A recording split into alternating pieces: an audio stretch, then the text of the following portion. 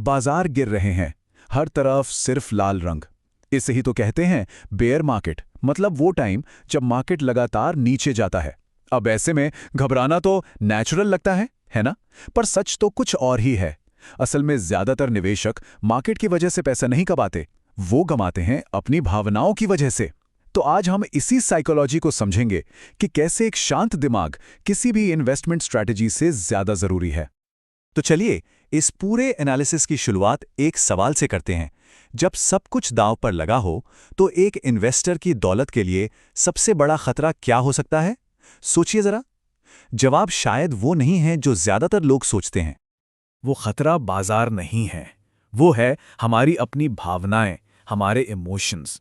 जी हाँ, पैनिक में लिए गए फैसले ही असली नुकसान की वजह बनते हैं, मार्केट की चाल नहीं। अच्छा, इस बात को और अच्छे से समझने के लिए चलिए एक ऐसा उदाहरण देखते हैं जो शायद हम सबको याद होगा। ये कहानी है दो अलग अलग माइंडसेट की और कैसे उन दोनों ने बिल्कुल अलग अलग नतीजे दिए। याद कीजिए 2020 की शुरुआत का वो दौर। चारों तरफ एक अनिश्चितता का माहौल था और मार्केट तेजी से नीचे गिर रहा था, करीब 40% तक। उस डर के माहौल में कई इन्वेस्टर्स ने घबराकर अपना सब कुछ बेच दिया और फिर बस अफसोस करते रह गए। क्यों? क्योंकि साल खत्म होते होते मार्केट ने एक जबरदस्त रिकवरी कर ली। तो यहां से सीखने वाली सबसे जरूरी बात क्या है? यही कि जिन लोगों ने हिम्मत रखी, जो इन्वेस्टेड रहे, उन्होंने न सिर्फ अपना पैसा वापस पाया बल्कि उन्होंने दौलत बनाई। तो फर्क किसी खास फंड में नहीं था, फर्क था माइंडसेट में। तो ये तो साफ हो गया कि असली खेल तो इमोशंस का है। लेकिन कौन से इमोशंस? जब मार्केट ऊपर नीचे होता है ना, तो दो बड़ी भावनाएं होती हैं जो हमें गलत फैसले लेने पर मजबूर कर देती हैं। चलिए उनको समझते हैं। ये दोनों भावनाएं हैं डर और फोमो, यानी फियर ऑफ मिसिंग आउट। जब मार्केट गिरता है तो डर हावी हो जाता है, लगता है कि बस सब कुछ बेचकर निकल जाओ इससे पहले कि बहुत देर हो जाए। और जैसे ही मार्केट ऊपर चढ़ने लगता है, फोमो आ जाता है। अरे अरे, जल्दी और खरीदो, कहीं ये मौका हाथ से निकल ना जाए। मतलब दोनों ही इमोशंस हमें गलत टाइम पर गलत काम करने के लिए उकसाते हैं। और यहीं से एक बहुत ही जरूरी बात समझ आती है। वेल्थ जो है ना, वो रिएक्शन में नहीं बनती, वो बनती है पेशेंस में। एक सफल निवेश हमेशा सोच समझकर और धैर्य के साथ किया जाता है, इमोशंस में बहकर नहीं।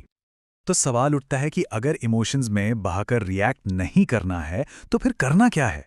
इसका जवाब है दूसरा समाधान, और वो है आसपास के शोर को अनसुना करना और अपना नजरिया लंबा रखना। ये सवाल खुद से पूछना बहुत जरूरी है। अगर कोई गोल 10 या 20 साल दूर है तो फिर 10 हफ्तों की उठापटक से घबराना क्यों?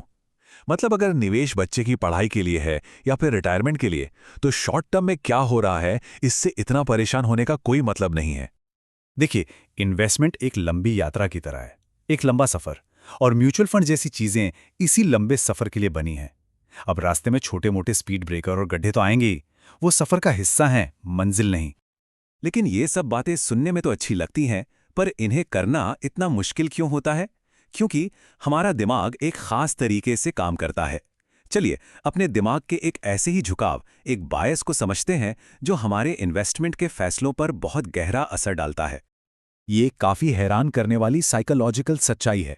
पता है, हमें कुछ पाने की जितनी खुशी होती है ना, उससे लगभग 2 गुना ज्यादा दर्द उसी चीज को खोने का होता है। मतलब हमारा दिमाग प्रॉफिट कमाने से ज्यादा लॉस से बचने पर फोकस करता है। इसी दिमागी झुकाव को कहते हैं लॉस एवर्जन, यानी नुकसान से बचने की प्रवृत्ति। यही वो चीज है जो मार्केट गिरने पर हमें सब कुछ बेच देने के लिए उकसाती है। क्यों? क्योंकि नुकसान का दर्द हमें बहुत बहुत ज्यादा महसूस होता है। तो फिर इस बायस से कैसे लड़ा जाए? अपना नजरिया बदलकर। जो शॉर्ट टर्म में नुकसान दिख रहा है ना, उसे एक परमानेंट हार की तरह मत देखिए। उसे ऐसे देखिए जैसे वो लॉन्ग टर्म में वेल्थ बनाने की ट्यूशन फीस हो, जो देनी ही पड़ती है। तो इमोशंस को कंट्रोल में रखना, लंबा नजरिया रखना और अपने दिमागी बायस को समझना, इन सब बातों को मिलाकर आगे का रास्ता कैसा दिखता है? जब भी कोई शक हो ना, तो बस इतिहास को देखिए। हिस्ट्री हमें एक ही बात सिखाती है कि मार्केट की हर गिरावट टेम्पररी होती है। इतिहास में आज तक ऐसा कोई बेयर मार्केट नहीं आया जो खत्म ना हुआ हो, और हर बेयर मार्केट के बाद एक नया बुल मार्केट जरूर आया है। मतलब वो दौर जब मार्केट लगातार ऊपर जाता है। ये मार्केट का एक नेचुरल साइकिल है। तो फिर इस पूरी बातचीत का निचोड़ क्या है? बस 3 सिंपल सी बातें हैं। शांत रहें, इन्वेस्टेड रहें और वेल्थ बनाएं। तो अगली बार जब मार्केट लाल निशान में दिखे तो कोई भी एक्शन लेने से पहले बस एक सवाल पूछना है कि ये जो कदम उठाया जा रहा है वो डर का रिएक्शन है या धैर्य के साथ लिया गया एक सोचा समझा रिस्पॉन्स, क्योंकि लॉन्ग टर्म में सही जवाब ही सारा फर्क पैदा करेगा।